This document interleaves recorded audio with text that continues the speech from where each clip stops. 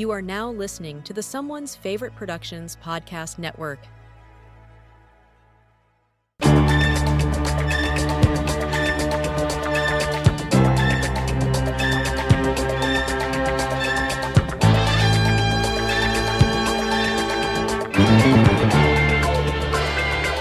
Hi everybody, welcome to Rusu and Aika, Time of Roses by Risto Jarva. My name is Olaf Möller. I'm saying a few things, hopefully not too stupid, about the film that might help getting a tiny little bit of a deeper understanding of it, because, hey, it's a film from a very strange place called Finland, where I'm right now actually sitting, and I'm not only sitting somewhere in Finland, I am actually sitting in a place that is quite important for this film. I'm sitting in Espoo in Otaniemi, and indeed in this very neighborhood that now houses parts of the Aalto University campus, several scenes of this film were shot. And not only that, close by is actually the place where the director of this film, Risto Jarva, died in an accident. And as we will see, accidents do play a certain role in this film.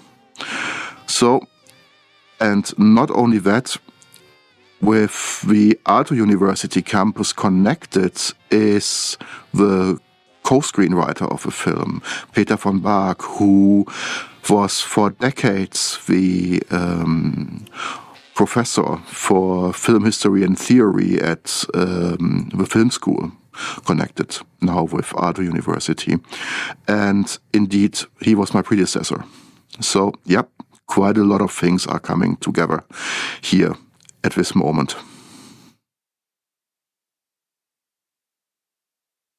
So, where to begin here with this nice double? Maybe by saying a little bit about the actresses and actors to kind of get that out of the way. The lady with the really funky eyelash makeup, talking right now, is Tarja Markus. And she is actually here in her only third role, if memory serves right. She has done other stuff before, but in cinema, not that much. And this was, let's say, part of the big plan of Risto Jarva for the casting of this film. So actually, the casting is quite symbolical in quite a few ways, here and there. And let's say cinematic reality and the story of the film intersect in very interesting ways. So why her? Why somebody unknown? Because Jarva wanted to have people that the audience could not that easily or immediately identify with in cinema. This is also the reason for the casting of Arto Tuominen, our main actor, the guy we now see on the right-hand side, because he was mainly a television actor. He had also done just very, very few films before being asked to play the main part here. And this is an interesting character. What I had already suggested, the symbolic dimension. This gentleman that you just saw staring at the monitors is, in my most humble opinion, one of the far most important post-war filmmakers of Finland. Most people would not really agree with that, and actually probably wouldn't even know who he is. But this was Allan Byrkkä, and he is one of the key directors of short films and newsreels of the post-war era. This is the guy, or this is one of the main guys who shaped the public image of the nation. as a newsreel editor and director, as well as by making industrial movies, image movies for cities, etc. So he is really somebody who gave Finns an image of their own nation. And yes, here he is the guy who is overseeing the reality. He's the kind of the head of the, let's say, the taping observation department. He's one of the people who is creating the archival artifacts, which are so important for this film, for the future. He's creating the reality that the people here think somebody in their future will use to remember and construct them. Please remember, the film is, and here it can get a little bit confusing at times with the times. The film is set in 2012. It is referring to incidents in the 70s, but it was shot in 1969. So, what the people here look at as the far past, so to speak, is the reality, the immediate reality of the original audience of the film. By the way, this speech about the development of the world is actually not that far off from the way things happened. It's actually also not spot on, but it does nail a few really important aspects.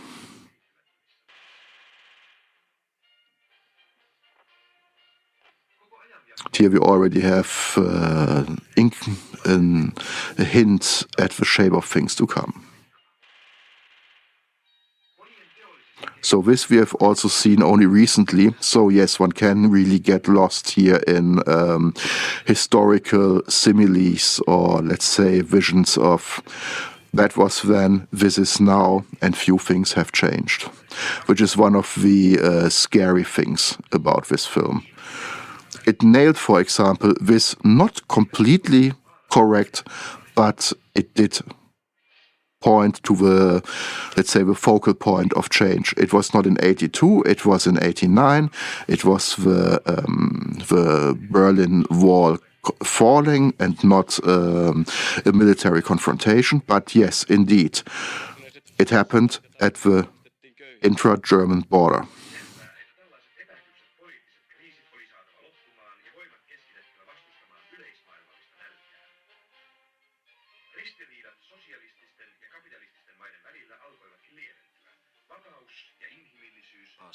This must also have looked quite intriguing back then for the audience, because the Finnish left was quite engaged in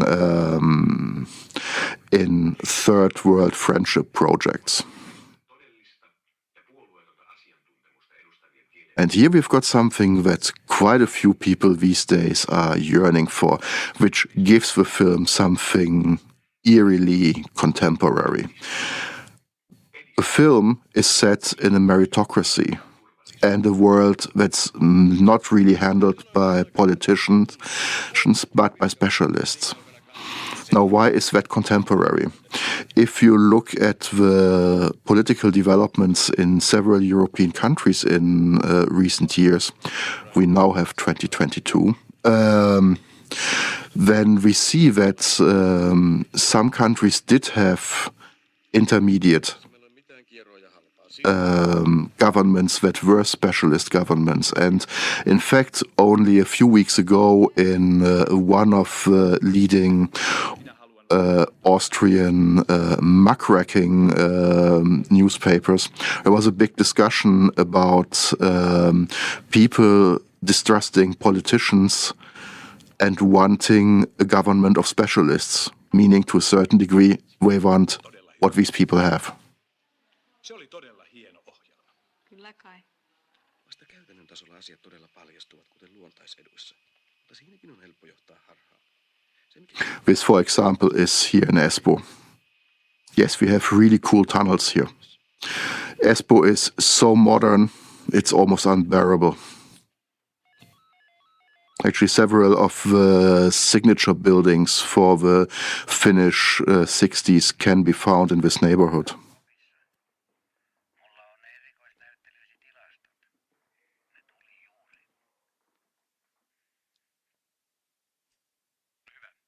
And please remember, at that point in time, the world was not yet full of these kinds of CCTV cameras. So for the audience back then, this was total science fiction. Here he is again, Alan Brücker, the man who shaped Finnish images. Actually, only one of 3 film appearances that he has. The other 2 are in films by Mauno Kurkvara. We will talk about that a little later because I feel the need to give a very, very, very long speech about, let's say, historical context here, especially with regards to who was working on this film and how all these people were related to the history of, or are related to the history of Finnish 60s, 70s avant-garde in actually many spheres, not only filmmaking, but music, literature, etc.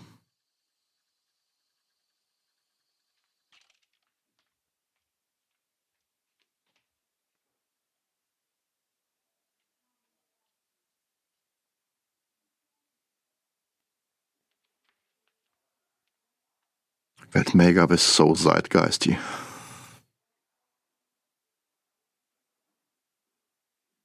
Josephine Baker. Masses.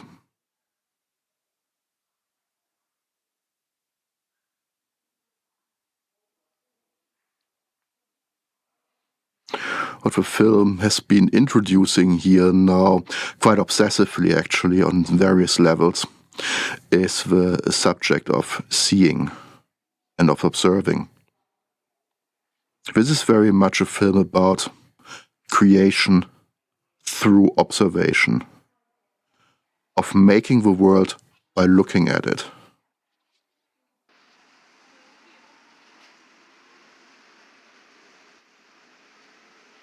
If I say that, then I'm also mentioning one of the reasons why this film has been, let's say, somewhat embattled entity in the history of Finnish cinema.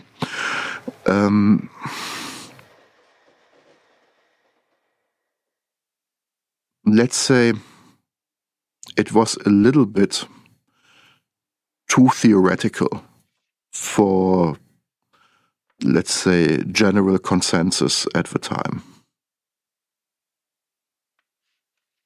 which makes it such a standout film today that one is probably mainly convinced with its many layers of, well, actually quite deep philosophy.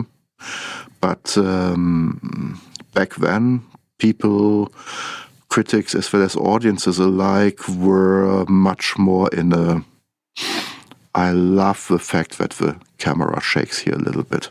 This is so cool. This is such a beautiful mistake, such a weird sense of a sign of life in a world that seems to be so obsessed with getting rid of life. A little subversive wiggle that the film allows for itself, suggesting this might be about death and life. But hey, I am the movie, I am alive.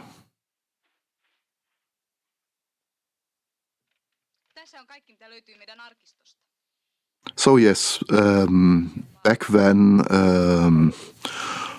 audiences as well as critics were pretty keen on, let's say, social criticism in a clearly recognizable political class pattern.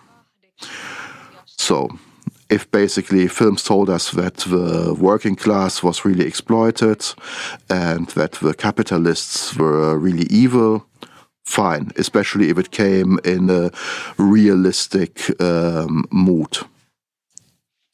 Now, this film actually does say all of these things in a quite oblique way, but it's certainly not an exercise in your ordinary kind of realism.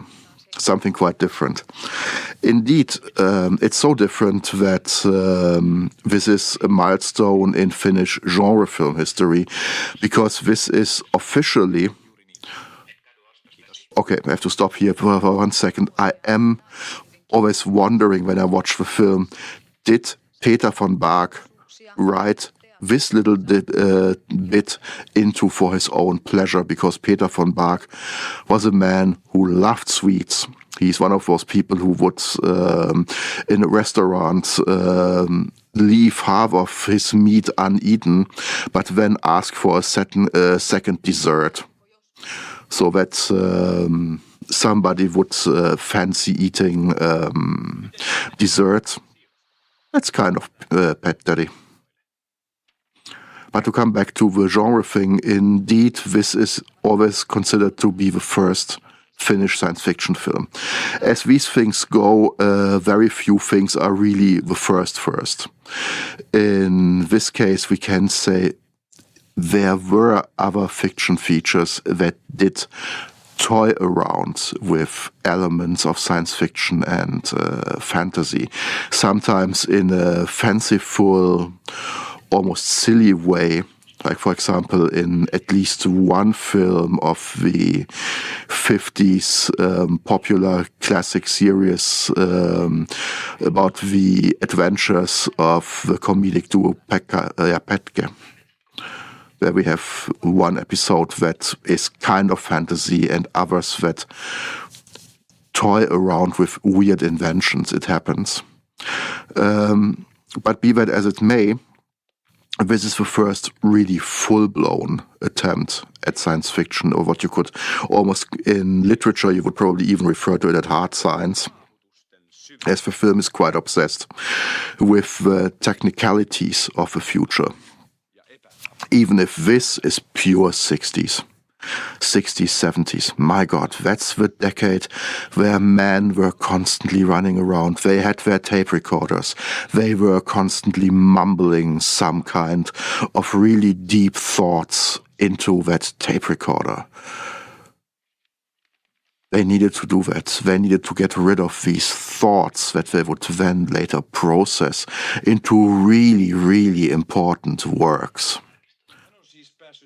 The man with the tape recorder, besides the man at the typewriter, probably one of the key, let's say, unpleasant macho intellectual images of that period. Beware of guys talking into a tape recorder. They're up to no good. And as you probably noticed by now, this guy is also not really up to too much good. He's very self-involved. He is somebody convinced that he is really an arbiter of public morale, etc. Now, what would a Finnish audience member at that point in time think of this guy? Well, he would most probably draw comparisons with a man called Veikko Ennala, who was probably, you could say, the inventor of big-scale muckraking journalism in Finland. He was key to the success of a magazine called Hymy. And Hymy changed the landscape of Finnish publication in the late 60s, because they were bringing the truth in as sensational a form as possible. And with that, he really changed the way people talked and conceived reality. In fact, our anti-hero here is in a certain way a prediction of another character to come, a guy called Hannu Karpo, who later, much later actually, would do a television program in which he would be constantly harping on about the evils of modern culture, etc., etc., etc. So TV muckraking is instead of its written version.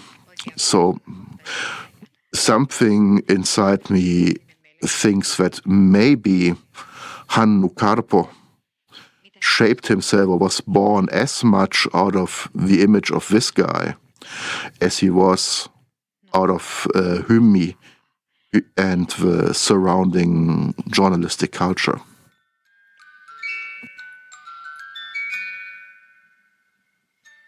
Kaunis laulu. Se on se soitto. Kaunishan se on. Minä aina kun soitan sitä, niin kuvittelen, että Saara laulaa. Vaikka soittoahan se vain on.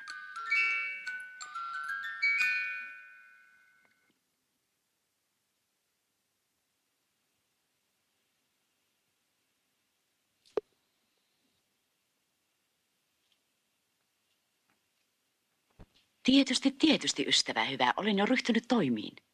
Hyvä. Ei mitään hengenhätää. Ei elämänmuotomme vielä ole vaarassa, mutta heillä tuntuu olevan jotain tekeillä.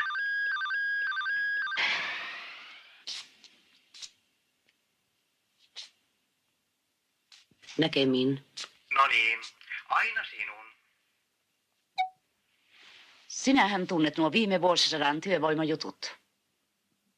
Tarvitsemme pikaisesti lausunnon lakkojen vanhanaikaisuudesta. Lakko? Niin? Kuule, olisi vain kysynyt, eikä niitä Sarjolan tapauksen papereita saisi tänne katsottavaksi, aivan yksityisesti vain. Voit kysyä Raimolta. Kuinka niin? Eikö Raimo ole siellä? Keskustelen asiasta. Suonet anteeksi, on vähän kiire. Totta kai.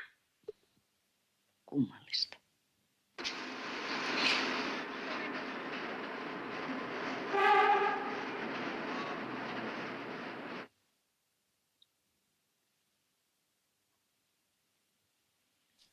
Julkinen hahmo on usein myytti.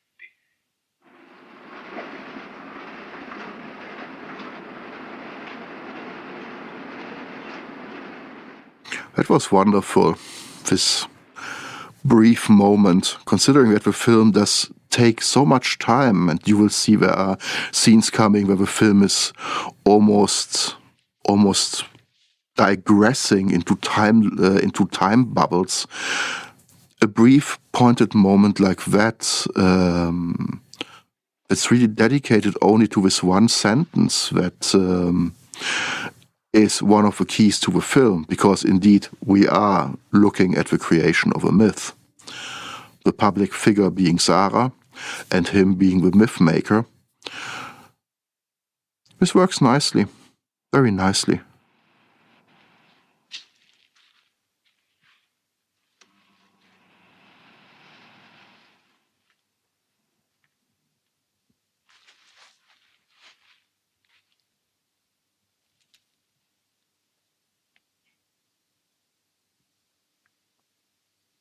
What a way to come home.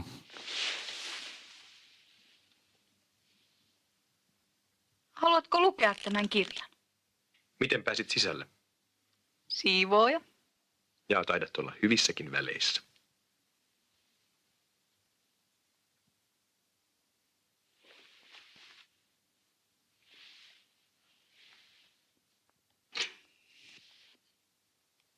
Katso.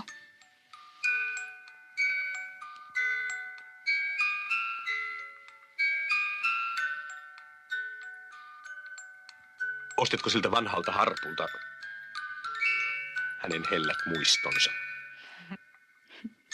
Saara myi näitä aikoinaan konsulenttina ja lahjoitti tuttavilleen henkilökohtaisina lahjoina. Oletpa sinä tänään puhelias. Ainahan minä olen puhelias.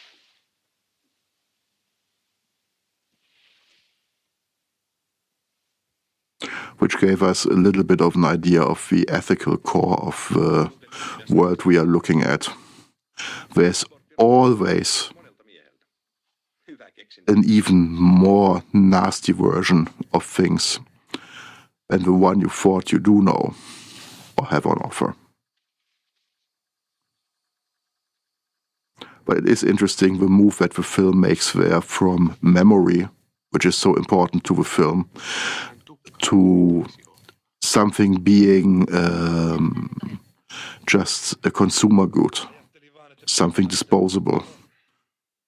Which is to say that we are connecting our memories to disposable objects, which to a certain degree also, of course, means that memories are disposable. Voisitteko etsiä suunnilleen tämän näköisen henkilön? Suunnilleen näin, joo. Kiitos. Now that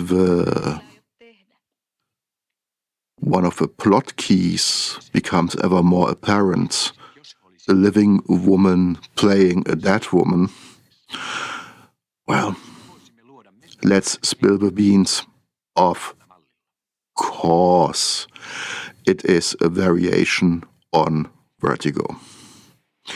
So, the original idea for Lucy and Aika came from Risto Jarva and Jaakko Pakkasvirta. And their idea was to make a film about somebody who is recreating a life and a person from archival data. Peter von Bach then added, this is fantastic. I mean, this is the kind of stuff that you would find in Finnish muckraking magazines. Papst approves of foam. Peter von Bach had more or less at that point in time finished his university studies with a thesis on Vertigo. So, yes, he took his Hitchcock and Vertigo fascination right into this project and turned the story of constructing somebody from historical data to a story of a man's obsession with a dead person and the creating of a likeness of that dead person, of essentially falling for the illusion of life in death, so to speak. On tulevaisuuden ranta, toivolla ja unilla on siellä ikuiset muistomerkit.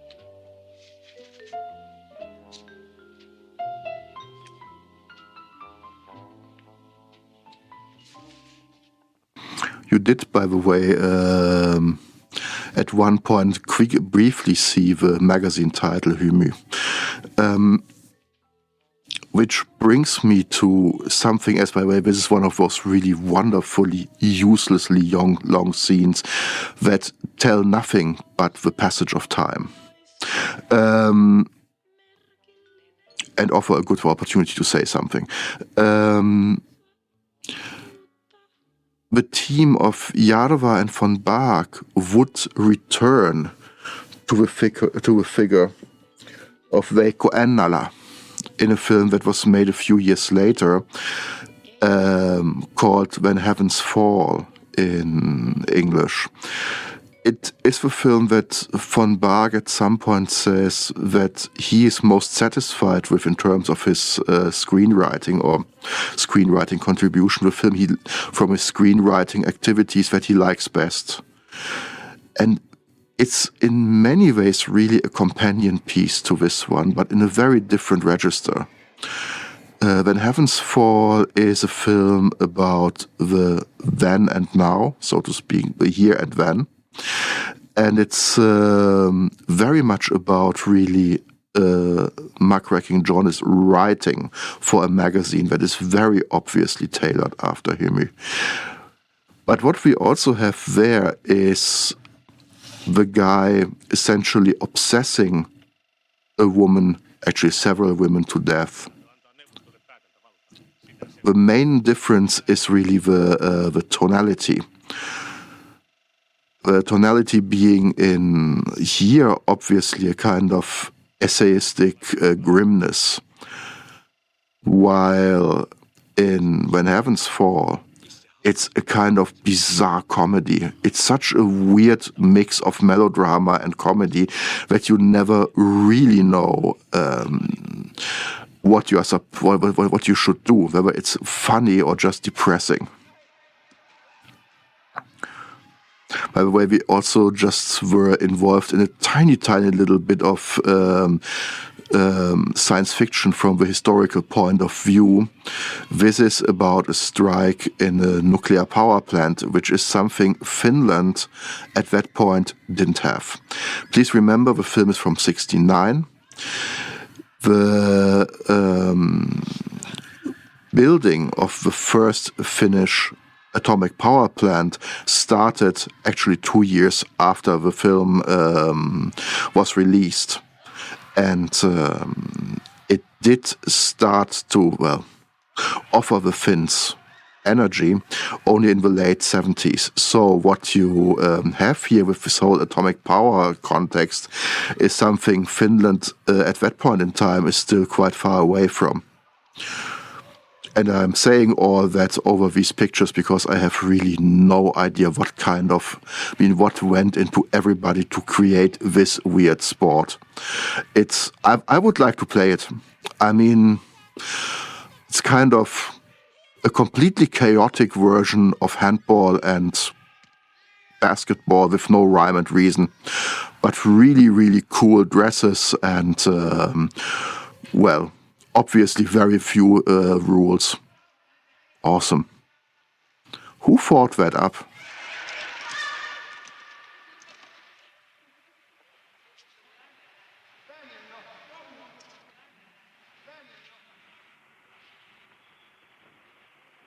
Anteeksi, saisinkohan... Tunnetteko tämän kuvan?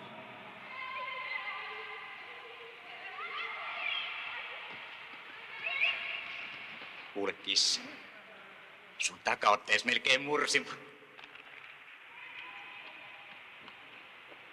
Minä sain kuulla, että...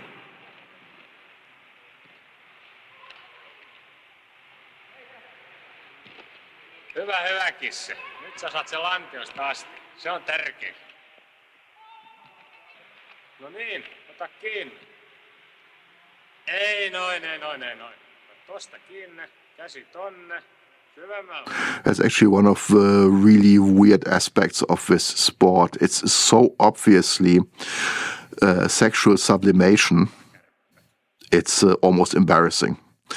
On the other hand, obviously, sex is a little bit too much for our macho at that point in time. Otherwise, he would not collapse under her.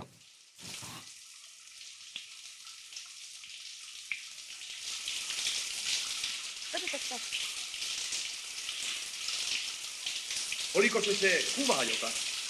Mikä?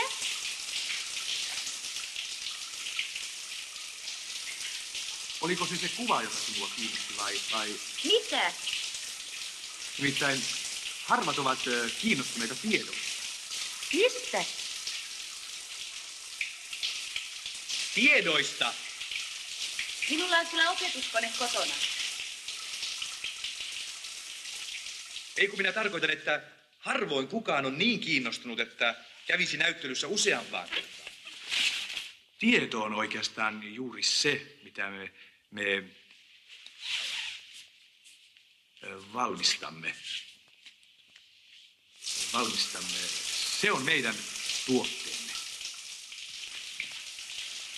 must say that the idea of a Finn being confused by naked people under a shower strikes me as pretty weird in this wonderful country of sauna, etc. But then again, we might have a little bit of a misconception here from the outward point of view, whereas the sauna thing is usually more something done in the family and among friends, not among strangers. So it's his embarrassment is probably even a little bit genuine, if anything about this guy is genuine.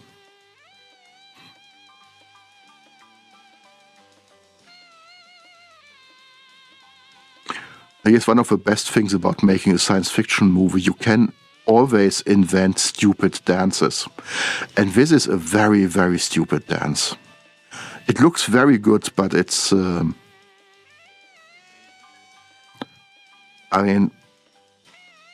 it's even weirder than some of the stuff that they did in Baroque and Rococo. Actually, it is a little bit like that, and which gives it an interesting dimension, as it does a little bit suggest that we are here in a culture that is very much about decorum and circling around itself. Just as Baroque and Rococo were. It's kind of a high-tech Rococo. Which also goes along very nicely with the interior design, which is kind of a pop art version of Rococo. Ethän sinä tunne minua. Sinähän olet vapaa ihminen. Ja vain vapaa ihminen voi esittää sorrettua ihmistä. Tämä Saara Turunen oli sosiaalisesti irrallaan, niin kuin heikoimmat ihmiset vielä nytkin. Uhri. Minkä uhri? Sinulle olisi hyvin mielenkiintoista tutustua. Hän oli hyvin alkuvoimainen, ikään kuin pieni vampyyri, mutta toisaalta silti hyvin säällittävä. En minä ole sellainen. No juuri siksi.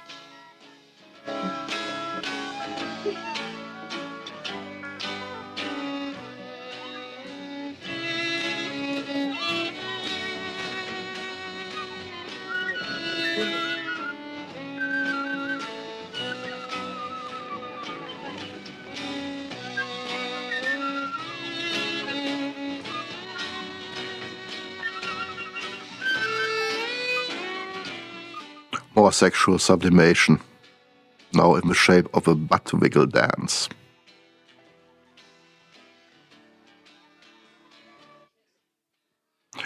As I mentioned, a lot of Finnish, almost avant-garde culture, or let's say path-breaking modern culture of a period comes together in this film. And we will soon have lots of images of, and here he is. Okay, this is Kalle Holmberg, the actor. And Holmberg is, in fact, one of the biggest theater directors of the period. He is actually one of, let's say, 3 axiomatic characters who shaped Finnish theater from the 60s till the 80s, 90s. The others are Jouko Turka. And, Jesus, what's his name? I'm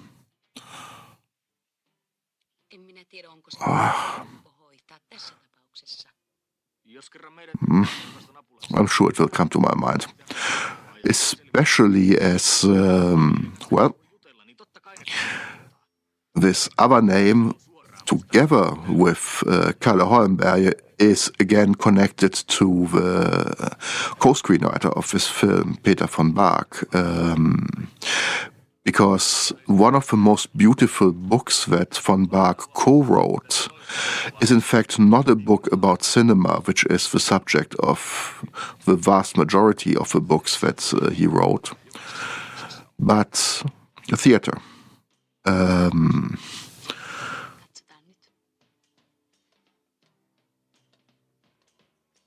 It's a book about 1 year in the theater culture of one Finnish town. I think it was Turku, if my feeble brain doesn't betray me. And indeed, it was about the theater work by Kalle Holmberg and Ralph Longbacka. That's the third one. So the trio of really path-breaking theater directors of that period was Kalle Holmberg, Ralph Longbacka, and Jouko Turka, who each really had a lasting influence on, certainly on acting, not only in theater, in Finnish culture. And, Longbacka, not Longbacka, sorry. Holmberg had an extraordinary voice. He's really not doing that much with it here. If you ever really saw him in person, I mean, he was one of those people who could really command a gigantic venue by just opening his mouth. He had that kind of voice. Very, very, very impressive figure and an extraordinary director. Like the others, Longbacka and Turka, he had one short, let's say, or quite epic, actually, excursion into moving images. Holmberg did a seminal television series as a director for the early 80s, in the early 80s, called Rautaaika, Iron Time. Quite something.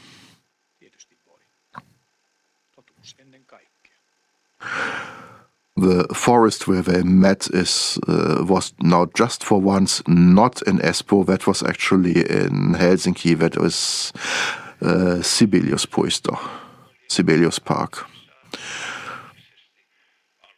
Now here we also have something rather curious for the Finnish context, erotica.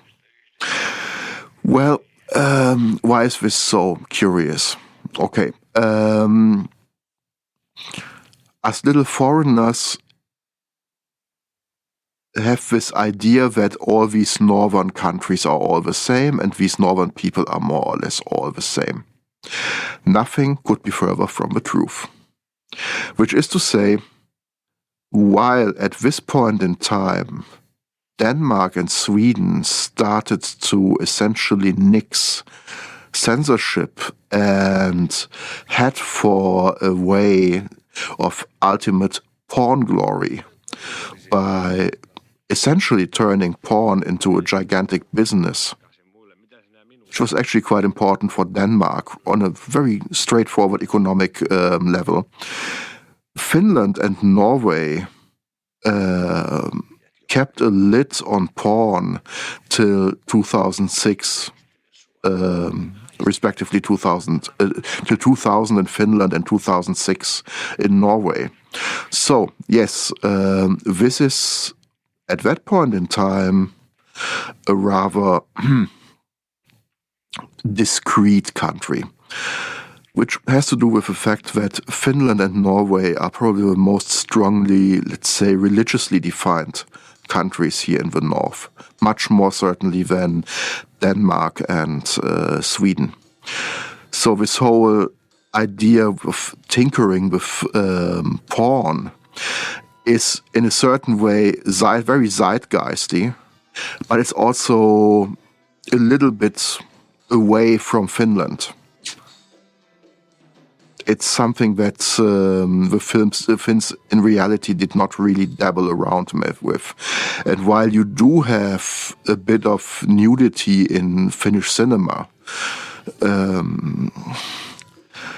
mean, there was nothing ever made here that's even remotely like the stuff they did in Sweden and Denmark. Not at the time, and well, actually also not really later.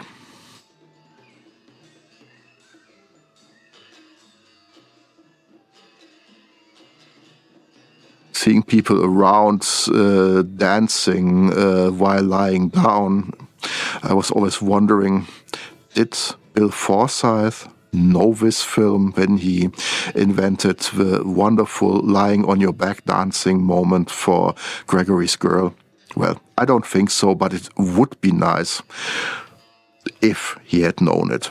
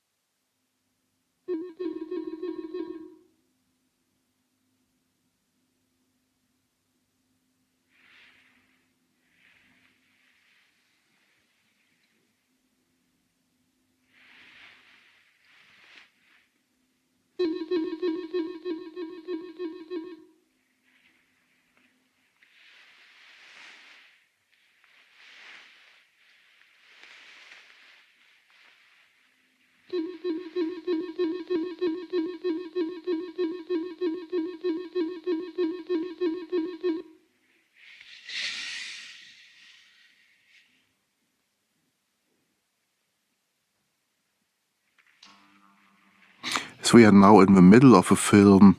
It's maybe a good moment for the announced wider view on things.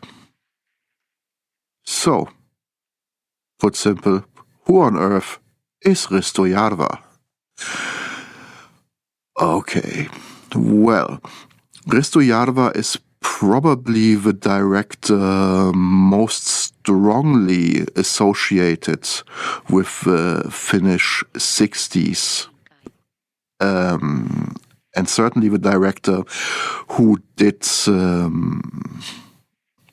let's say, the most intriguing stuff in this strange context, sometimes called the Finnish Nouvelle Vague.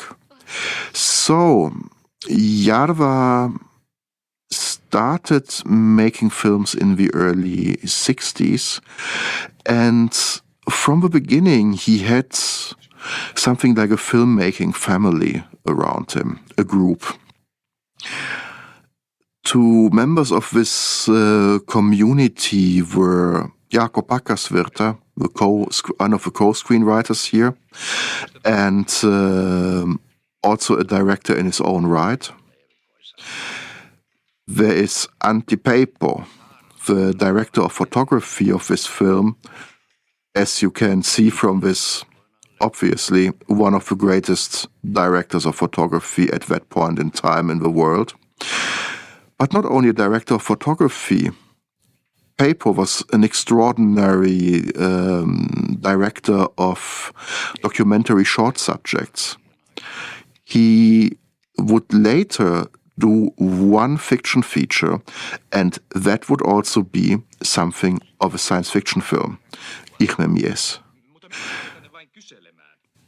So it's another film that is actually quite closely related to this one, in the sense that it is a society portrait. It's a more ambiguous case than this one, because, okay, this is very massively set in the future.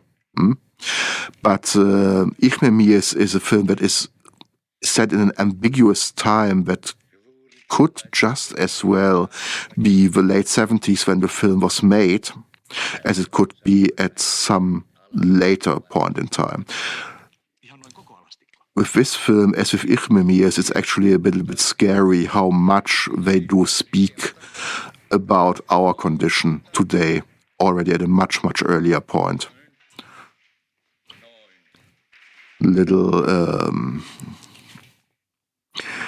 Little digression here. of course, we are in the late 60s, and therefore we do not only have men with tape recorders, but we also have men with photographic apparatus.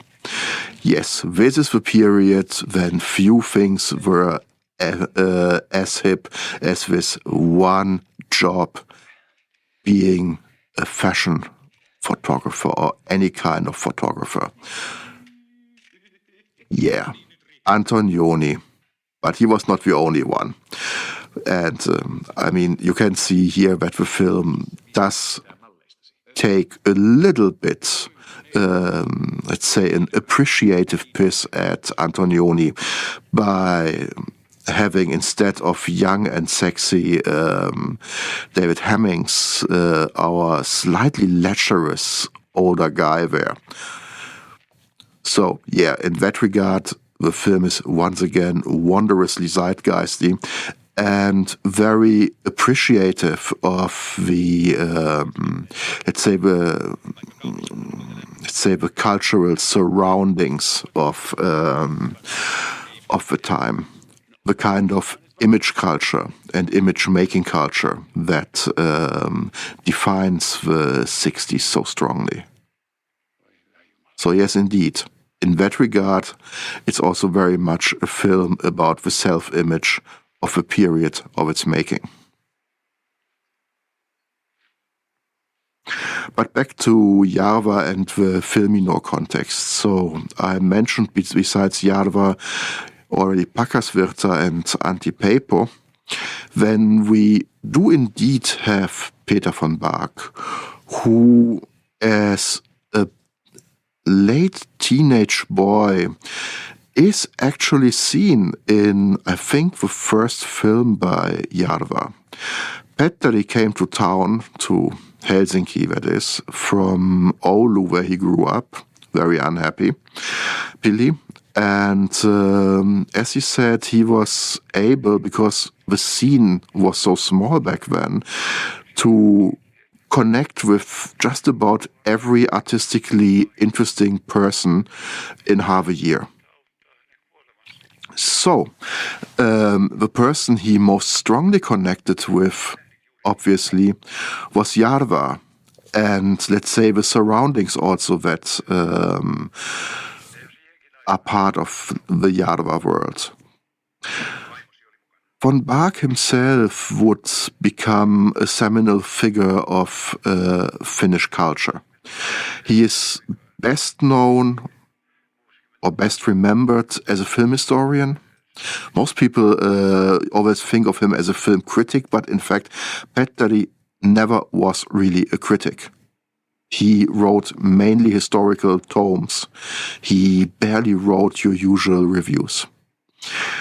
But this was really only an almost minusculous part of what he did, because he was also an extraordinary filmmaker. Those Soul fiction feature, Krevi, made 2 years after this one, would become a scandal of the period and, almost destroy his career. He would reinvent himself as one of the most outstanding directors of documentary cinema in Finland. Somebody who would almost obsessively narrate again the image and also song culture and history of Finland. He made a lot of documentaries about Finnish popular music, Finnish cinema, but in general also the arts. Documentary filmmaking is in fact quite important also for the Filminor context, because, Jarva, to a certain degree, could do the things he did. And this doing sometimes meant also failing at the box office, which was the destiny of this film. My God, nobody wanted to see that one. Because he had found a way of, let's say, keeping the business afloat. Filminor did not only do fiction features, but also a lot of industrial films, commercials, image movies, etc. Indeed, yes, the kind of films in which Alain Bürke excelled, let's say, before them. And these films, of which you have two on the DVD box set here, were a sphere of experimentation, often for the fiction features. So indeed, the sci-fi look of this film can also be found in Jarva's documentary, well, actually educational documentary about the workings of computers. So, because they were so busy making these commercial films, or these commercials, Jarva could probably afford more than most other directors of that period to experiment with stuff. And this film very much was an experiment, a word that comes easy at this scene where basically the image gets ever more blurry and cut into strange patterns, where the film is kind of for a moment drifting apart into some weird materialist avant-garde movie. So it's Filminor in and of itself was a well-structured, smart cinematic operation, which enabled Jarva to make every year or every other year a fiction feature. This is something extremely rare in the Finnish context. And the only other person who could work with a similar regularity is a guy I think I already mentioned, Mauno Kurkvaara. Kurkvaara was the owner of a lab. And because of that, he had constantly business. And this business allowed him to constantly make films. If I'm not completely mistaken, he was actually somewhat more successful than Jarva. But one should also say his films were a little bit, well, sometimes on the slightly inspiredly sleazy side. Again, something that comes very easily to mind with this lovely scene where our lady is learning how to do a proper striptease. Se saa katsojat liikkeelle.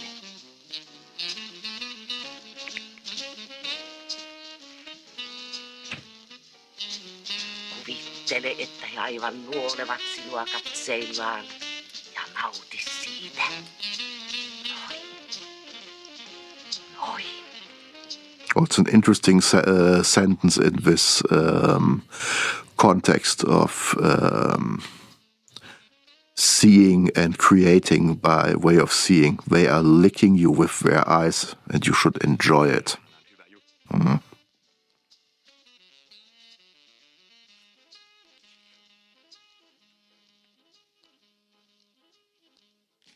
The Kurkvaara connection here is also quite interesting insofar as Helsinki being not exactly the biggest town and the art worlds being not the biggest one, of course, there was quite a bit of infighting going on between different groups back then.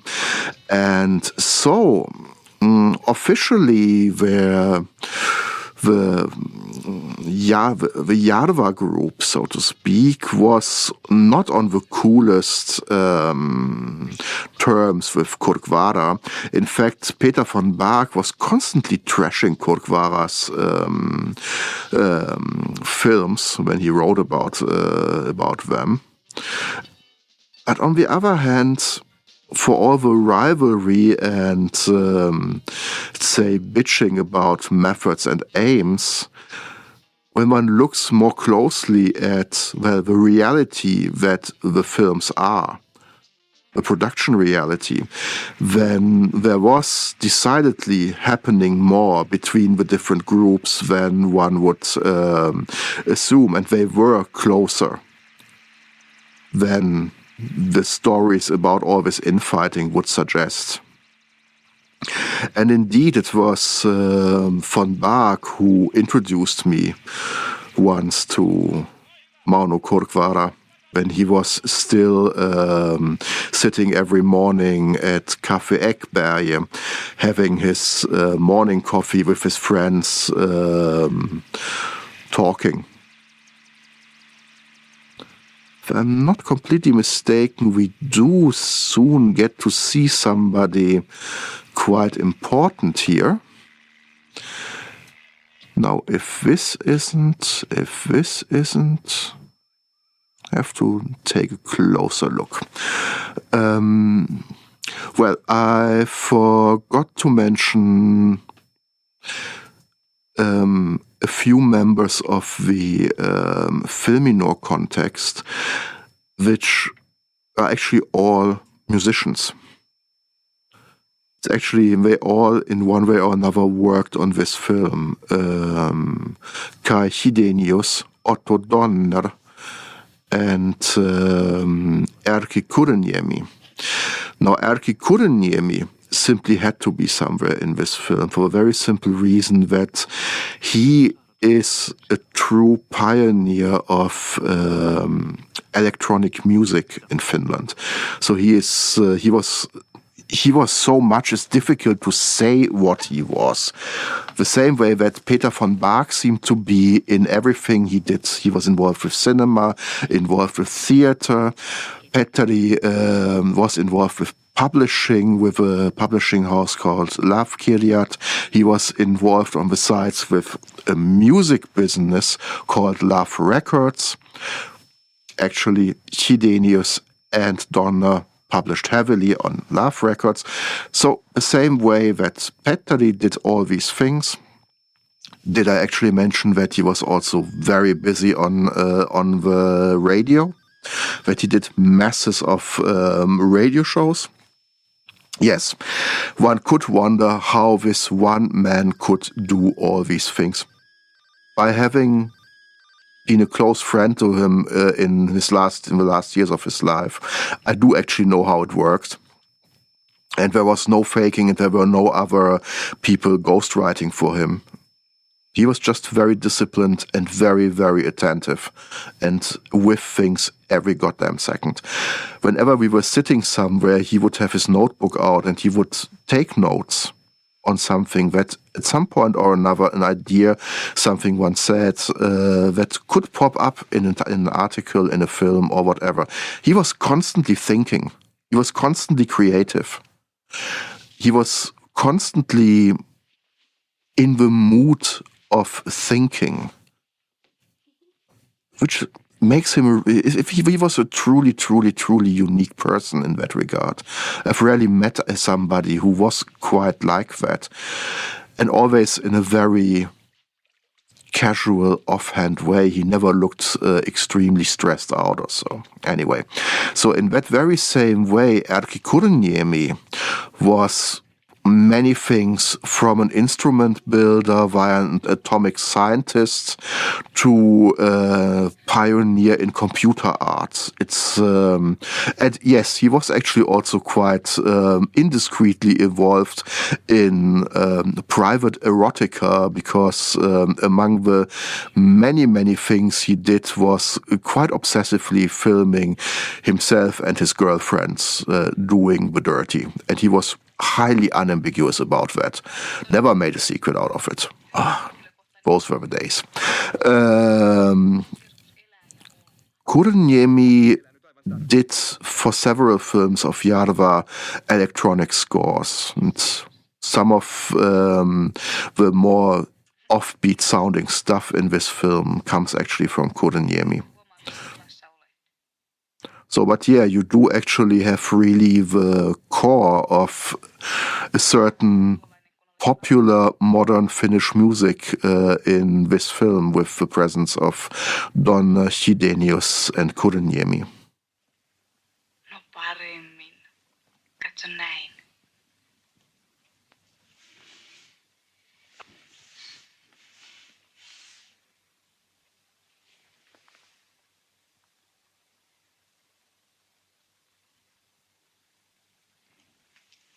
Ja muista toki, jos uskallat mennä kissen kanssa sänkyyn, ettei hän ole viime vuosisadalta.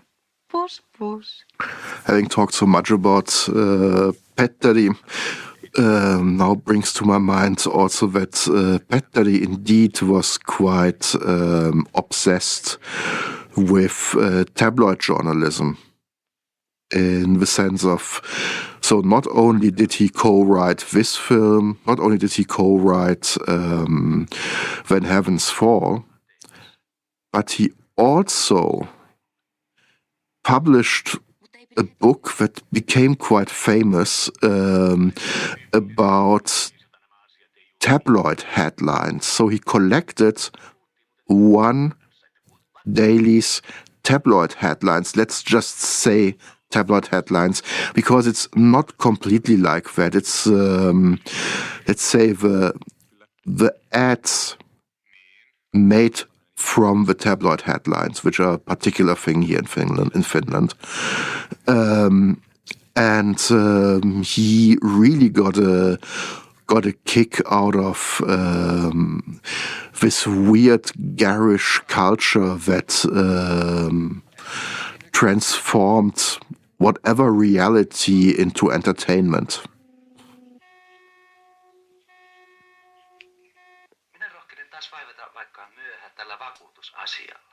One should say Petteri himself could be also quite a provocative figure. He's actually in Finland still remembered for his ability to really shoot from the hip one-liners at any given moment, some of which are till today remembered by people. But also somebody who could be really, what can I say, a cultural pain in the ass if he wanted to. He could really get grim and grumpy and could single-handedly trash talk something culturally if he was really unhappy about it. So the culture of, let's say, full frontal aggressive journalism was something that he was no stranger to in his own ways. Kauhea ihmisparka. Hän ei todellakaan tunnu hallitsevan tilannetta. As he was just talking about this scary trinity of social institutions, one should maybe say a few words about how the film relates to the Finland of that period. I'm not sure whether the expression of Finlandization is still something that is that well known, but it described the kind of the state. It basically brought the state of Finnish politics at that level to something like a world philosophical dimension. Put simple, Finland was rigorously neutral. Wedged between the Soviet Union and the rest of the world, Finland's way of staying on good terms with everybody was by becoming this ultra-neutral arbiter, this country that really almost celebrated its independence from everybody and invented itself also as this country where opposites can meet and find common ground. This is the period of Urho Kekkonen, the, I think, still longest-serving president in Finnish, modern Finnish history. The man who at that point in time was, well, almost an axiom, and indeed very much an image. It's quite interesting that Kekkonen was probably the first modern politician in Finnish history who understood the power of an image. He had this very, very carefully designed image of himself.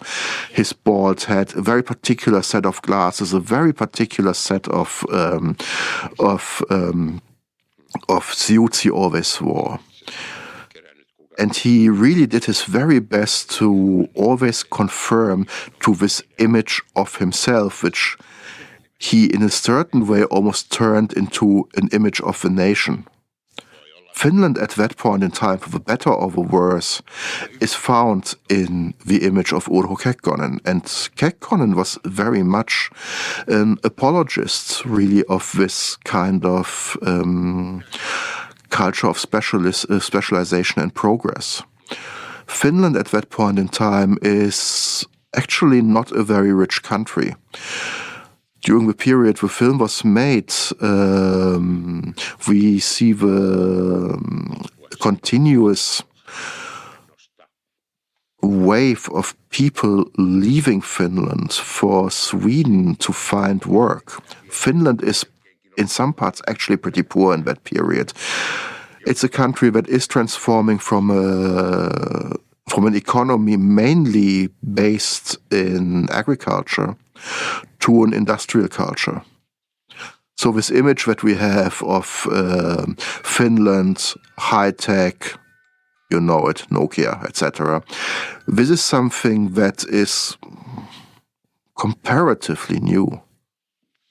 The Finland of that period is, and most people, most Finns would agree on that, is pretty backwards. It's certainly the poorest country of the Nordic states.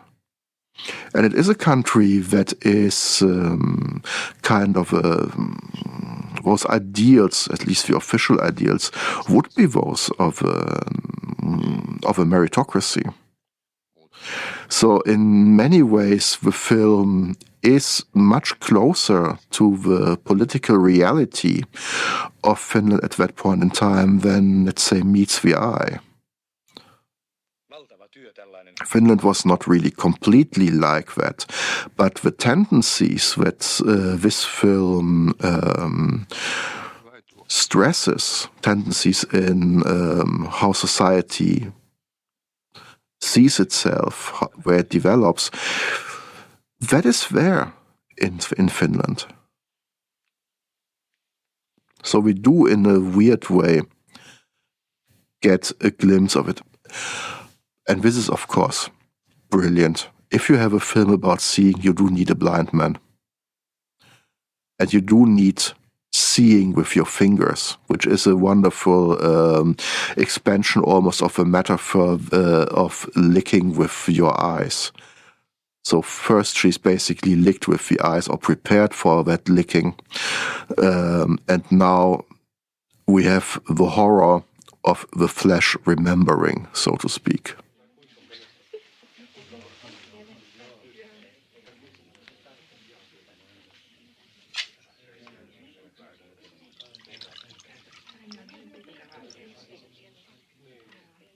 More strange dance rituals.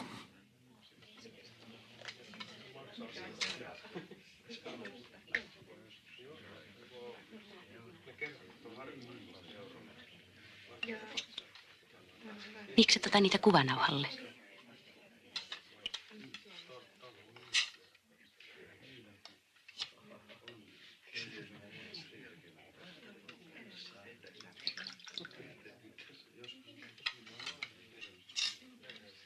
Mikset ota niitä kuvanauhalle? Mitä sä sanoit? Miksi et ota niitä haastatteluja kuvanauhalle? Koska hän on minusta vanha ääliö.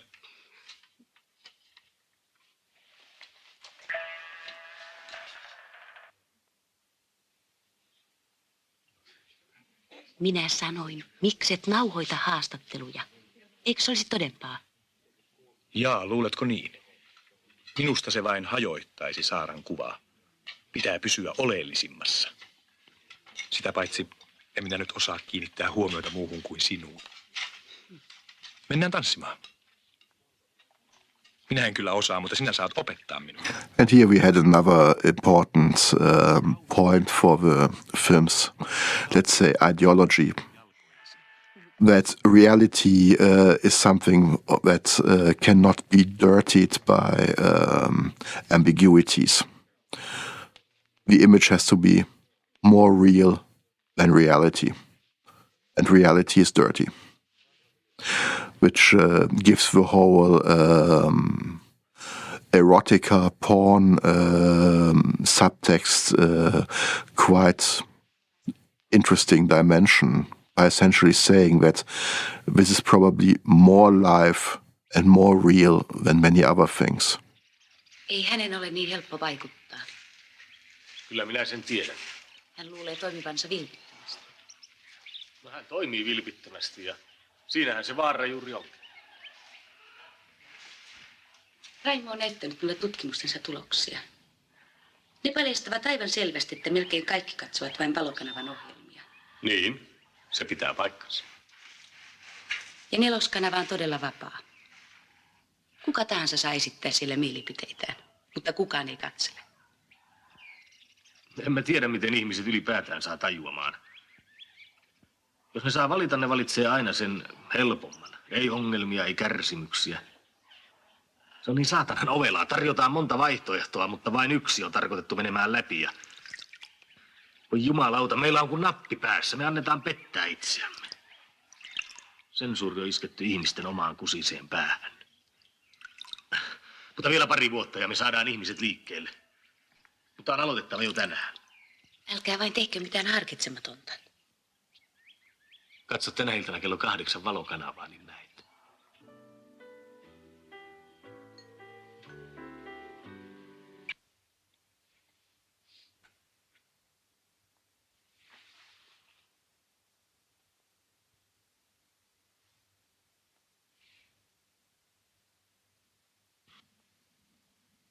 Mitä sinä ajattelet tulevaisuudesta? Miten niin? Millainen se on? Meidän tulevaisuutemmeko? Tai yleensä? En tiedä.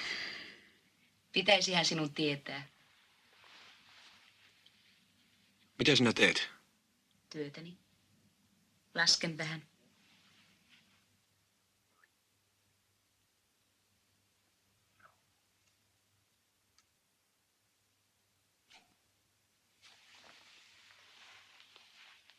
Minua koskee päähän. Ota tabletti. Minä vihaan tabletteja.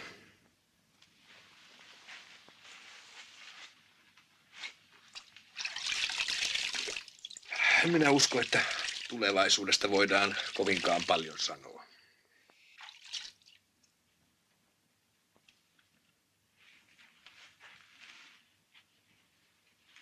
Olipa ennusteiden tarkkuus mikä vain tai utopioiden tieteellinen perusta mikä tahansa, niin tutkijan henkilökohtaiset ominaisuudet aina ratkaisevat.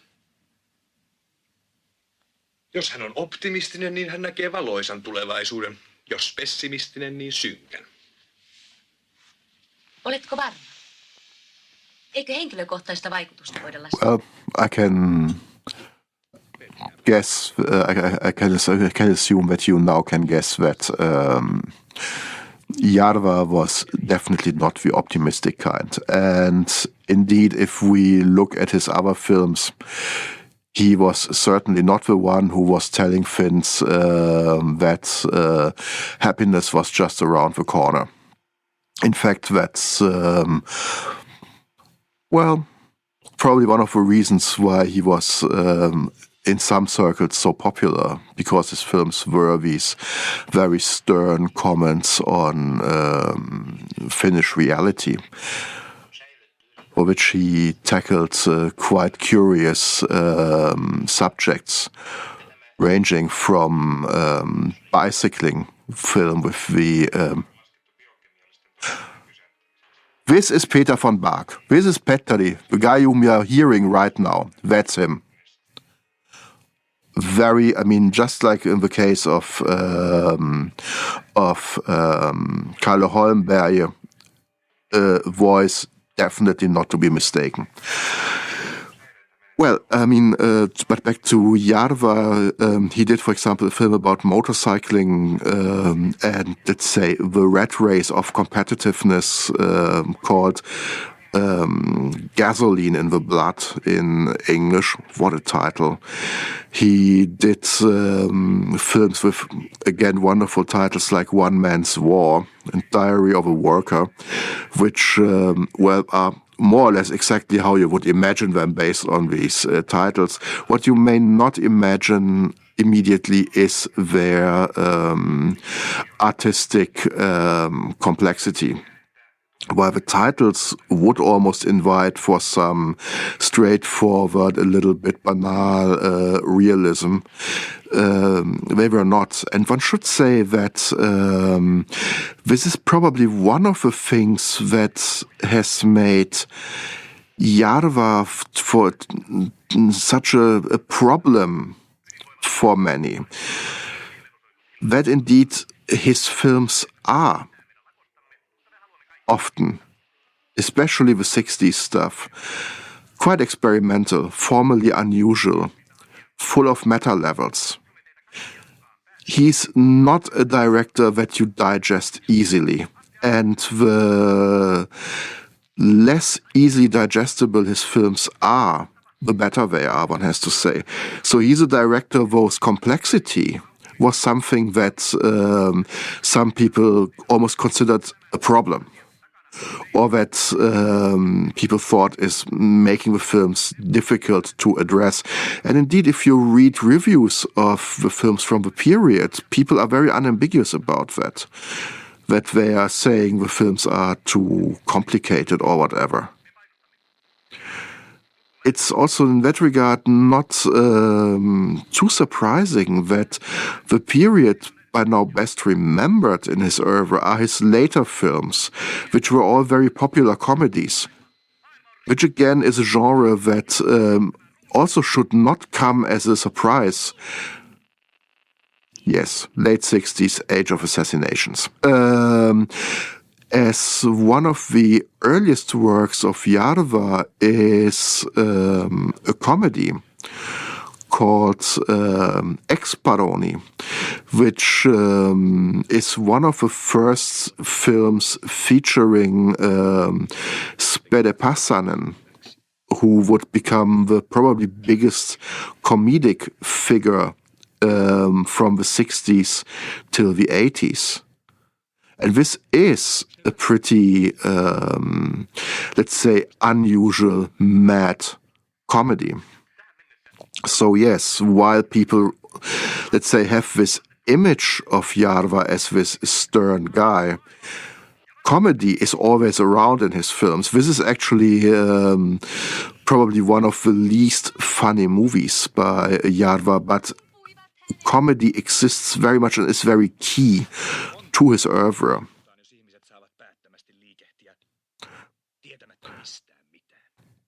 But what makes Ex-Paroni so intriguing is that it's probably the only film where, let's say, comedy went together with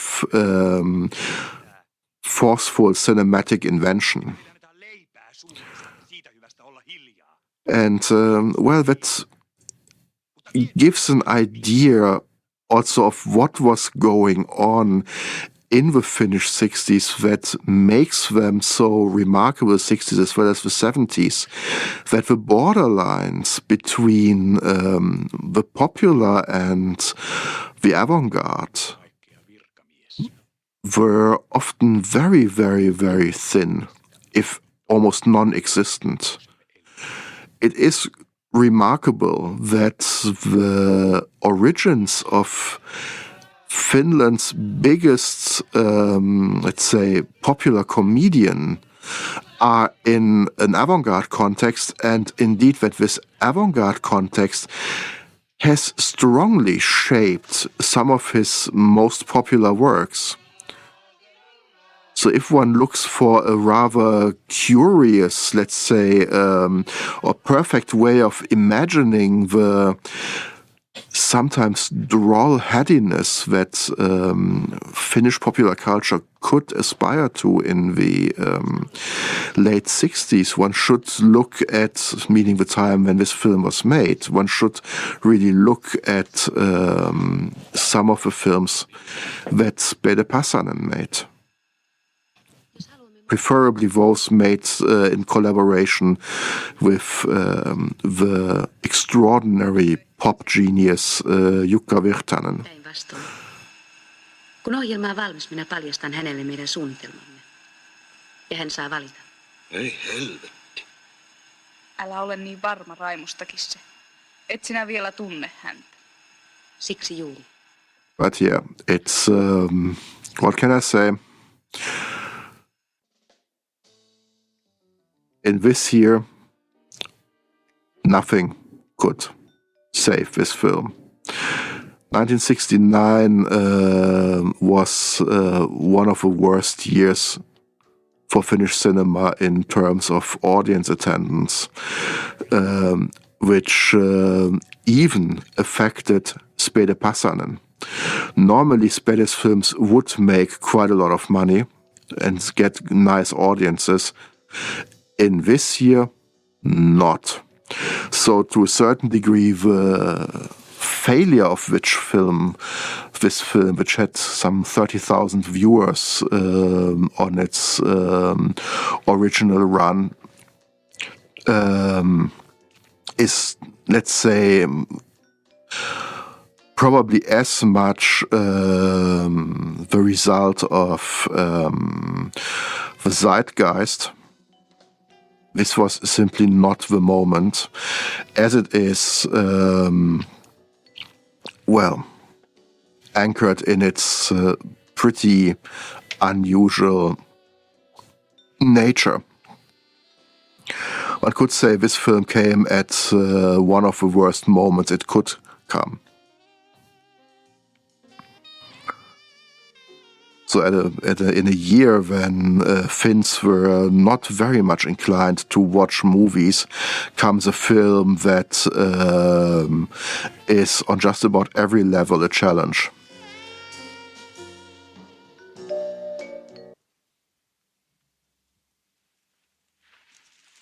Ole hyvä. No mitä nyt? Aiotko sinä pettää minut? Olen pahoillani eilisestä. Minä järkytyin. Totta kai. Minäkin olen pahoillani, kulta. Minä en muistanut, että olette vanhoja ystäviä. Rakas. Rakas.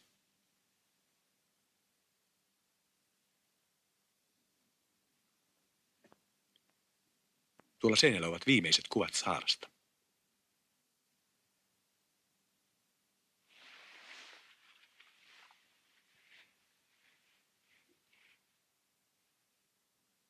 Viisi minuuttia ennen hänen kuolemaansa.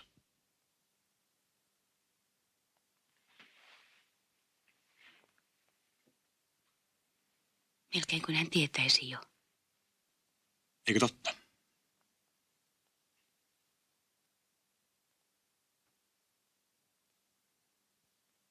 Minä haluan saada tähän ohjelmaan ehdottomasti paremman kuoleman kuin auton alle jääminen. Jotain dramaattisempaa. Me vaihdamme auton junaksi. Katsos näin.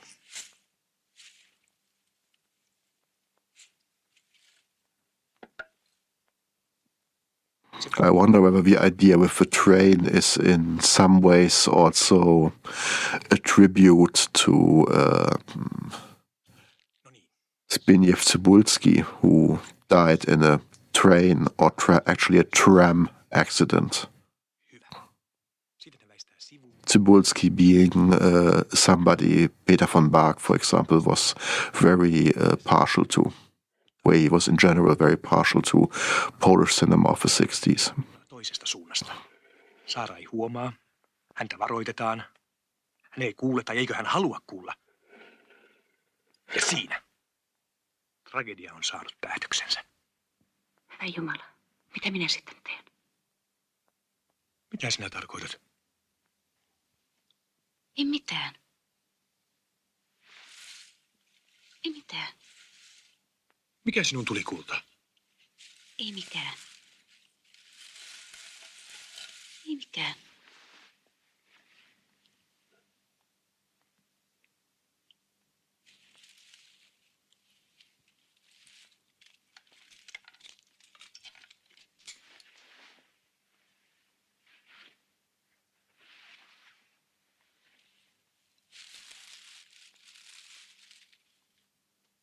Kuin unessa. Tai vanhassa elokuvassa.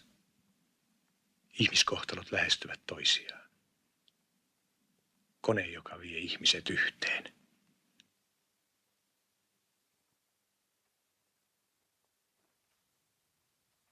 I would bet my sizable butt that this was written by Peter von Bach. This is completely his style.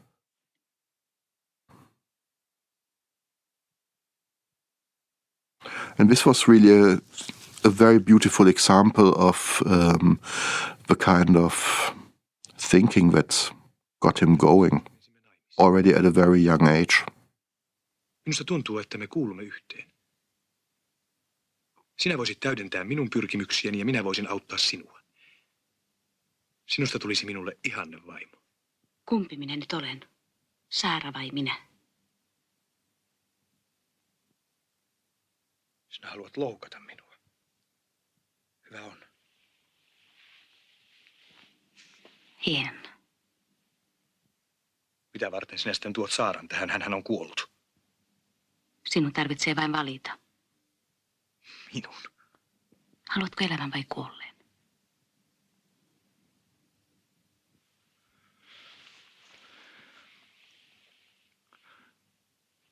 On se kummallista.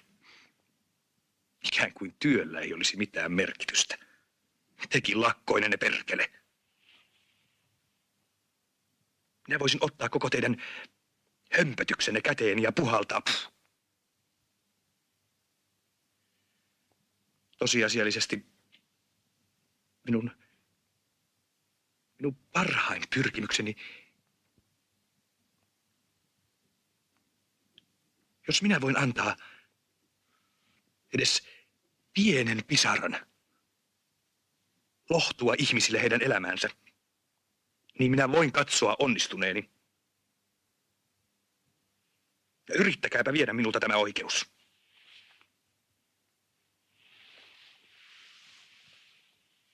Aiotko sinä nyt jättää minut? En.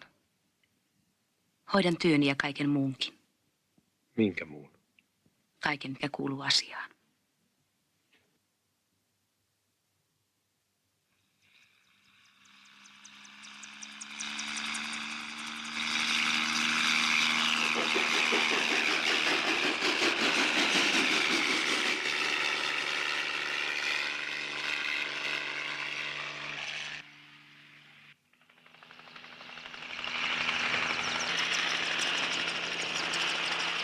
Also maybe not surprising that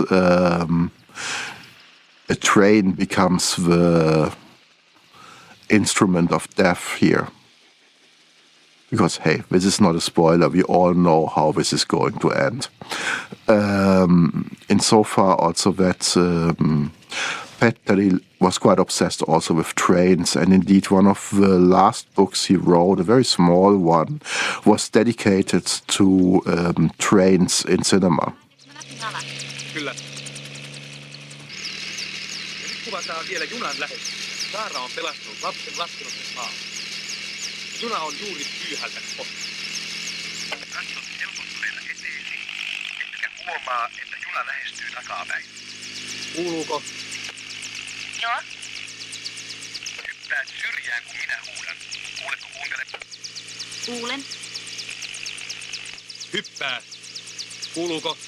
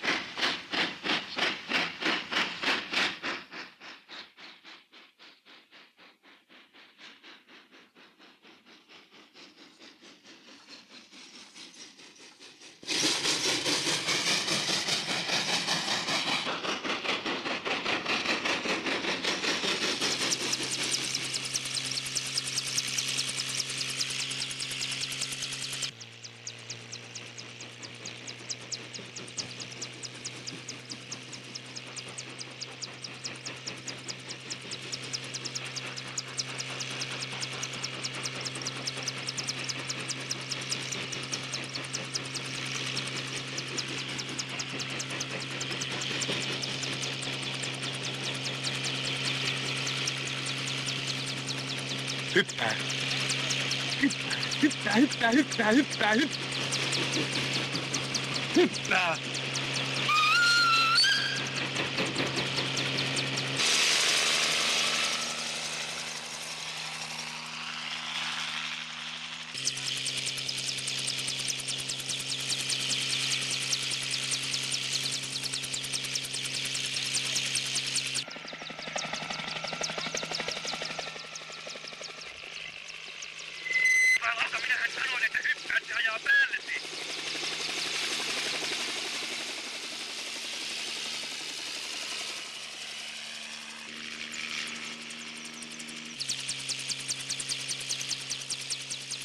Kävikö kamera?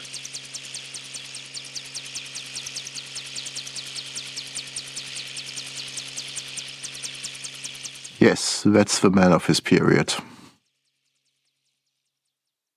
We've had and will have so many people asking that question. Did you get the shot under such circumstances, especially in American cinema around that period? It's quite nice to actually also see it in a Finnish film.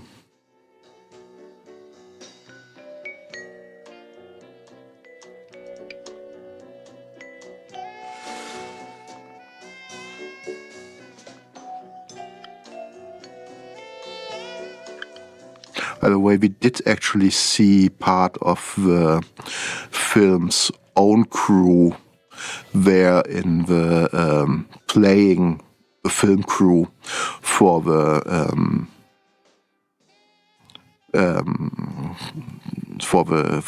train scene. Or was that? It's a little bit too fleeting to point out that, yeah, Peter von Bach was running around there. Indeed, you briefly see Risto Jarva, and there's also very, very brief glimpse of Antti Peipo. Kello 15.30 miljoonille. Kello 16.10 Raimo Lappalaisen dokumenttimateriaaliin perustuva kuvaus ihmisestä 50 vuoden takaa. Kysytte tutkijan osuutta. Se on aina taka-alalla. Varsinkin kun on kysymyksessä tällainen ohjelma, joka kertoo eräästä yksilöstä menneisyydessä. Ehkä vaatimattomastakin hahmosta, joka tutkimusten avulla kohotetaan kuvastamaan omaa aikaansa. Tutkija on puolueeton, nöyrä, neutraali. Eräässä mielessä voisi sanoa, että häntä tuskin onkaan. Which obviously gives an idea why he is so obsessed with death, because he himself is dead. And he considers deadness the core of his work ethics. And what does this deadness mean in this case? It means neutrality, the idea of neutrality, which again is what was this, as I said, huge ideal of Finland at that point in time. So indeed, this guy with this very Finnish, but indeed northern Finnish name is almost the sum total of a certain idea of Finnishness at that point in time. And it's not the nicest vision you could have of Finland. Probably a quite just one on many levels, but one that is quite apt. Ei, mutta minä olen ihan tosissani. Luuletko sinä saatana, että minä sitten leikin vai? Kuitenkin on syytä varoa sitoutumasta. Sitoutumasta mihin? Se on sillä tavalla, että jos joku ei tajua, niin se ei tajua.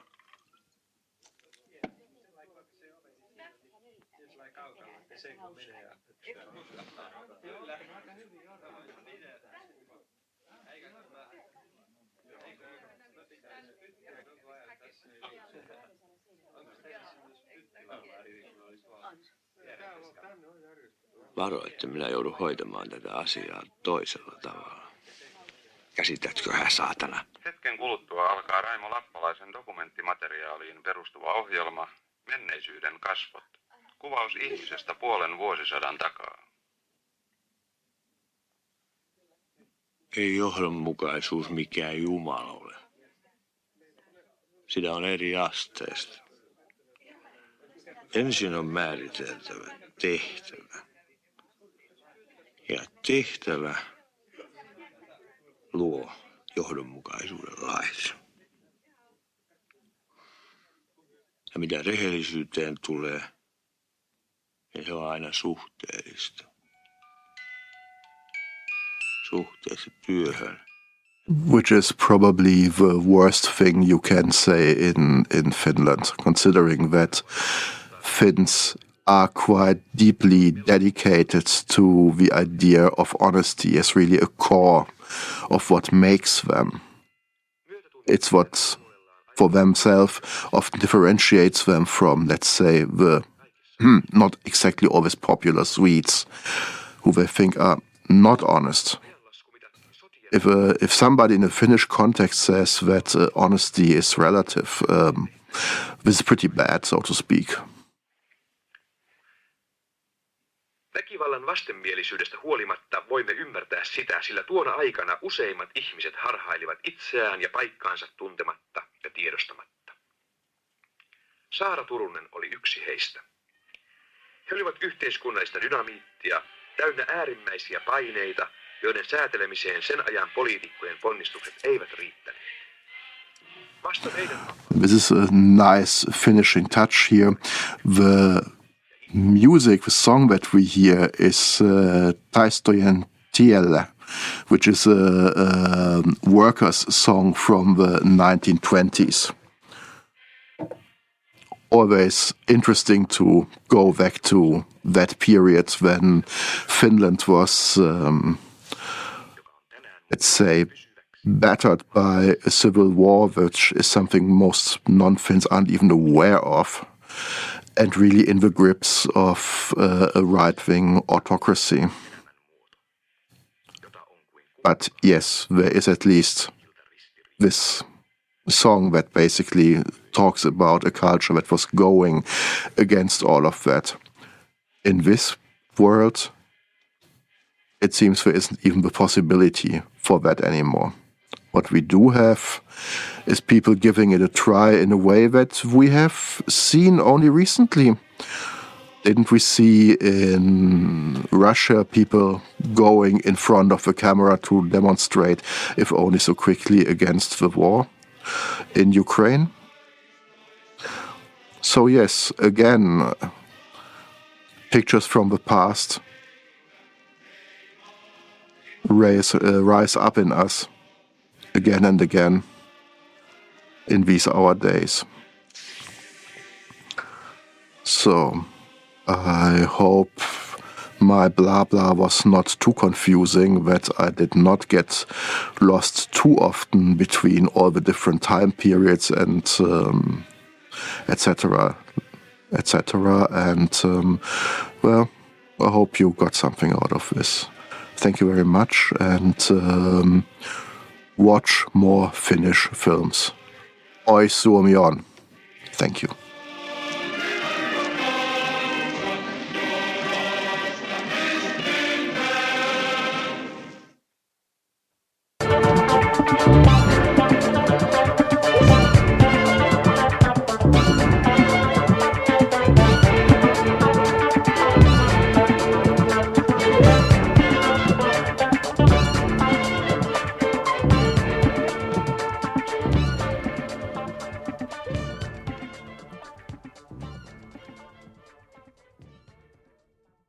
Hello, my name is Kevin Tudor, and I'm one of the 3 hosts of Almost Major, a film podcast dissecting many major indie studios and the films they release. Every week, myself, Charlie Nash, and Bryden Doyle discuss overlooked forgotten, or bona fide classic indie films via studio-specific miniseries. We've previously covered numerous films from Artisan Entertainment, Lionsgate Films, and New Line Cinema. Titles including The Blair Witch Project, American Psycho, Dogville, But I'm a Cheerleader, Saw, Requiem for a Dream, and Ringmaster. You know, the Jerry Springer film. Anyways, we have a fun time every week and we hope you will join us. Subscribe to Almost Major wherever you get your podcasts. Now proudly a part of the Someone's Favorite Productions Podcast Network.